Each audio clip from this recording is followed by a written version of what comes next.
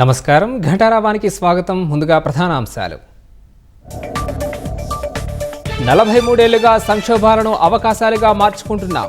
కార్యకర్తలు హుషారుగా ఉంటే టీడీపీకి తిరిగే లేదన్న చంద్రబాబు. టీడీపీ కేంద్ర కార్యాలయానికి చేరిన తిరువూరు పంచాయతీ. కొలికిపూడికి వ్యతిరేకంగా తరలివచ్చిన కార్యకర్తలు.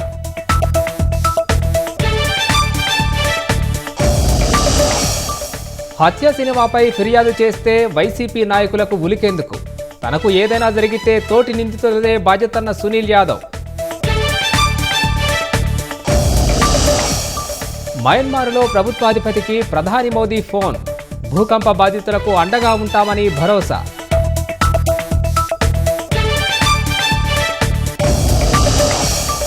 సామాజిక మాధ్యమం ఎక్స్ను విక్రయించిన ఎలాన్ మస్క్. $33 బిలియన్ ఎక్స్ ఏఐకు అమ్మినట్లు ప్రకటన.